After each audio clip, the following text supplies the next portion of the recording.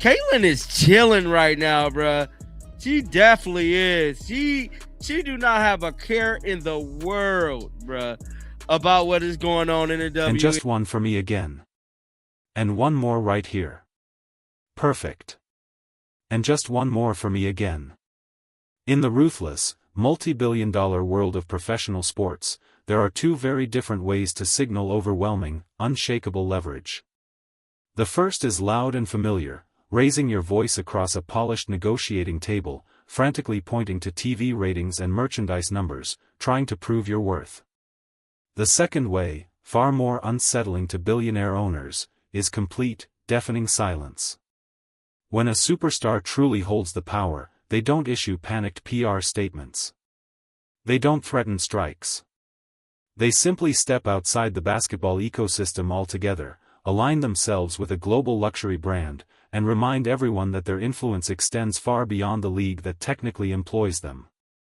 Right now, the WNBA finds itself frozen by a devastating labor dispute. 80% of its workforce is effectively unemployed, and the entire 2026 season is teetering on the edge of cancellation. Yet the most valuable figure in the history of women's sports isn't sitting in a boardroom. She isn't on a Zoom call with union leadership.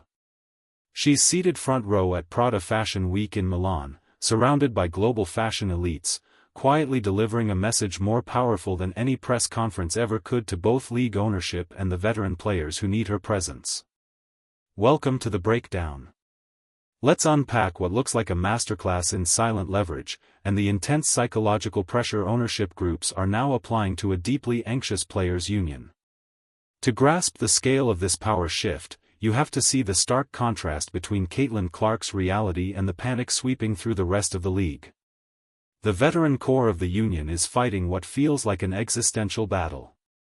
They're pushing hard for 27.5% of league revenue. They're pleading for guaranteed, year-round housing support.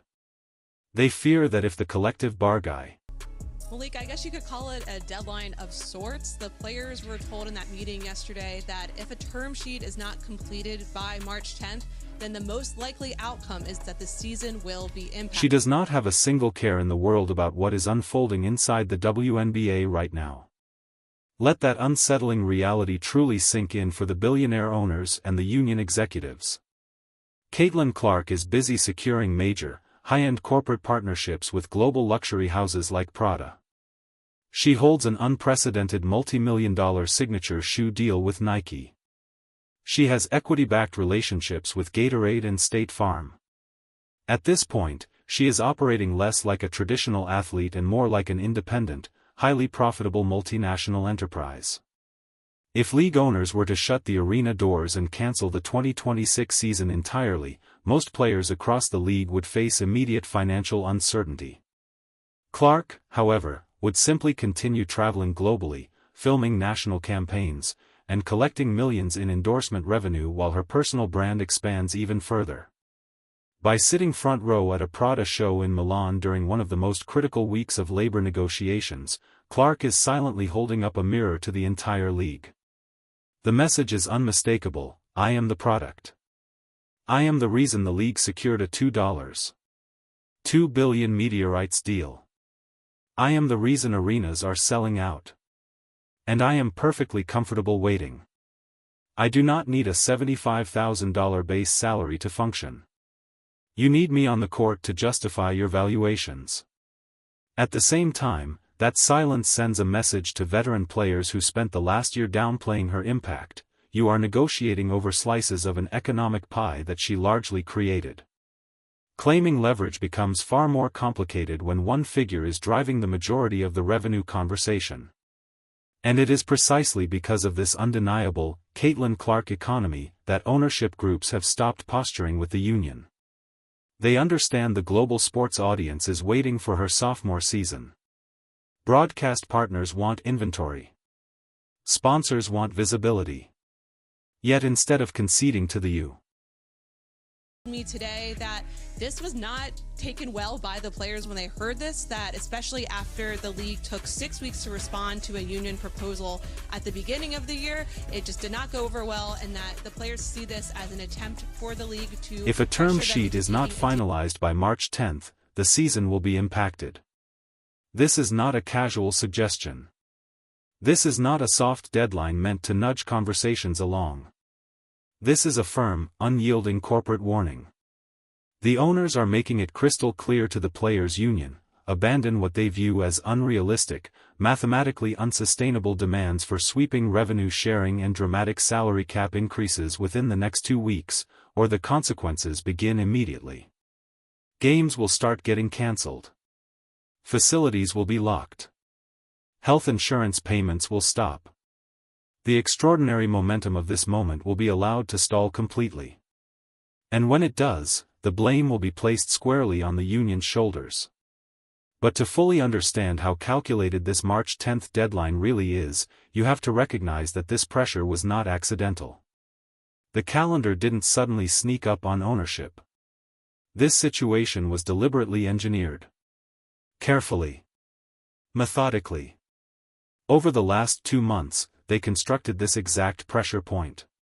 In late December, the players' union submitted an extensive, highly detailed proposal laying out its vision for the next collective bargaining agreement. What followed was not collaboration, but a response that has left union leadership furious, because they now find themselves strategically, and mathematically, backed into a corner. The league sees this March 10th date as simply reality of this is what we need. We need this amount of time for off-season activity to get done. You have an expansion draft that still needs to be held. You have all but 2 league veterans hitting free agency, right, and you still are hoping that the season can start on time. All right, so essentially... The league deliberately took 6 full weeks to respond to the union's proposal. Let that staggering level of corporate indifference sink in for a moment. The owners received the demands in late December, then essentially slid the document into a drawer and left it there for a month and a half. They went completely silent on the players' union. This was not laziness. It was not bureaucratic delay. This was a calculated, deeply strategic maneuver in high-stakes negotiations. Whoever controls the clock controls the leverage. The owners understood that the union's strategy was to stretch talks out for months, betting that the fear of losing the WNBA season, and specifically the momentum surrounding Caitlin Clark, would eventually force ownership to bend. So the owners flipped the dynamic entirely. They burned 6 critical weeks by simply refusing to engage. They waited until the last possible moment, when the structural framework of the upcoming season was already starting to strain. Only then did they respond, and when they did, it was with an uncompromising counterproposal and a hard March 10th deadline. The union is furious because it now realizes it has been strategically cornered. By compressing the timeline, the owners created an atmosphere of urgency and pressure. They forced negotiations into a 2-week window, far too short for the union to recalibrate its approach, rally public support, or prepare members for a prolonged standoff. The message from ownership is unmistakable: we let the clock run because your demands did not move us. Now you have 14 days to accept our framework, or we begin dismantling the season itself. There is no space left for drawn-out debate. Only a decision. And the real genius of this squeeze is how neatly it's been framed. The ultimatum is not presented as aggression, but as necessity. When the union argues that the March 10th deadline is artificial pressure designed to force concessions, ownership points instead to the cold Mecca.